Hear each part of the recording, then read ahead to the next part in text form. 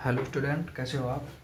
Student, आज हम जो हमारा चैप्टर नंबर रियल नंबर है, इसमें जो इम्पोर्टेंट टॉपिक है उसके बारे में स्टडी करेंगे। तो जो सबसे पहले आपका जो टॉपिक है ना, ये फंडामेंटल थ्योरम ऑफ अर्थमेटिक है, जो रियल नंबर चैप्टर है क्लास 10th में। तो जो फंडामेंटल थ्योरम ऑफ अर्थमेटिक है, ये आपको क्या कहती है कि every composite number can be uniquely express as a product of prime. कि प्रत्येक कंपोजिट नंबर को आप जब उसके आप फैक्टराइज करते हैं, तो जो आपके पास डिजिट आती है तो वो हमेशा क्या होती है? प्राइम होती है। क्या होती है? प्राइम। प्राइम नंबर क्या होता है? तो प्राइम नंबर ये होता है कि which is only divided by itself, जो कि केवल खुद से ही डिवाइड होती है।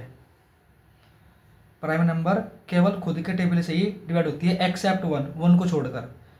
वन को छोड़कर जो प्राइम नंबर होता है वो केवल अपनी संख्या से, अपने केवल खुद से डिवाइड होती है।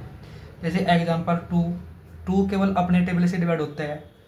थ्री, थ्री भी केवल अपने टेबल से डिवाइड होता है। फाइव, सेवन, 11, 13 जो अपने ही टेबल से डिवाइड होते हैं उसको हम क्या बोलते हैं? प्राइम नंबर बोलते हैं। तो जो टू है ना, वो आपका स्मॉलेस्ट प्राइम नंबर है, और जो टू है ये आपका स्मॉलेस्ट इवन प्राइम नंबर भी है, और थ्री आपका स्मॉलेस्ट ओड प्राइम नंबर है। ठीक है।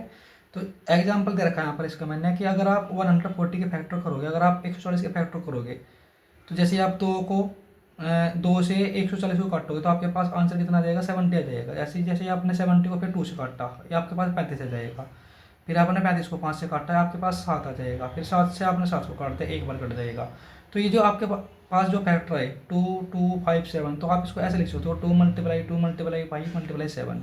टू यहाँ पर कितने बार आया? 2 बार। तो आप यहाँ पे इसको 2 की पावर 2 लिख दोगे। 5 एक बार तो 5 को एक बार लिखोगे। 7 एक बार 7 लिख दोगे। तो ये आपके पास जो फैक्टर है ना बाबू, तो ये फैक्टर आपके पास प्राइम नंबर आए। क्या ये फैक्टर आपके पास प्राइम नंबर आए? तो यही आपको फंडामेंटल थ्योरम कहती है कि प्रत्येक कंपोजिट नंबर को आप प्राइम फैक्टर के रूप में रिप्रेजेंट करते हैं। अब यहाँ पे एक वर्ड आया था कि कंपोजिट नंबर। कि कंपोजिट नंबर क्या होता है?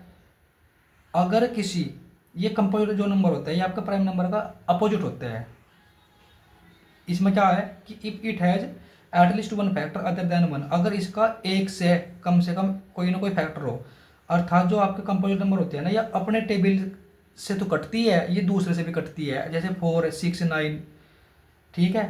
जैसे 4 है, 4 के फैक्टर हो सकते हैं, और 4 एक ऐसे ये संख्या है जो कि अपने से भी कटेगी और किसी और से भी कटेगी। ऐसी 6 है, ऐसी 9 है, ठीक है। तो जो 4 है ना, वो आपके पास सबसे छोटा ही इवन कंपोजिट नंबर है, और जो 9 है वो आपके पास स्मॉलेस्ट ओड कंपोजिट नंबर है। ठीक है। इसके बाद जो नेक्स्ट टॉपिक है वो आपका है इरेशनल नंबर। इरेशनल नंबर में क्या होता है? Which can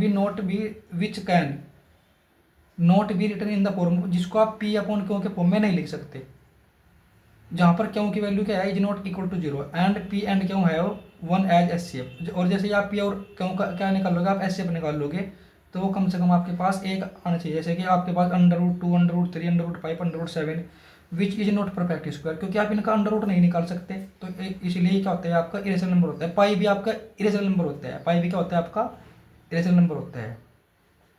S C F, product of the small power of each common prime factor. जैसे हम इनके बेस पर, अभी तो मैं आपको केवल इनका जो बेसिक है केवल उसके बारे में एक्सप्लेन कर रहा हूँ, फिर हम इनके बेस पर जैसे हम क्वेश्चन करोगे तो आपके समझ में आता हुआ सब कुछ चला जाएगा। तो product of the small power of each common prime factor, ठीक है। मतलब कि अगर आप क्या करते हैं, अगर आप जैसे आपने यहाँ पर 140 के फैक्टर करे थे, ठीक है। अगर आपके पास एक संख्या यहाँ पर और होती, कोई और होती, तो उसमें से जो चीज़ आपको कॉमन मिलती, जैसे कि आपके पास 140 है और एक संख्या कोई और ले लो, तो जैसे ही उसमें से जो जो कॉमन संख्या आती, तो उसको आप एचसीएफ बोलते, ठीक है। एलसीएम में क्या होता है कि जो कॉमन आती है वो तो आप लोगे ही, बाकी जो कॉमन नहीं है उनको भी लोगे आप, ठीक है भाई।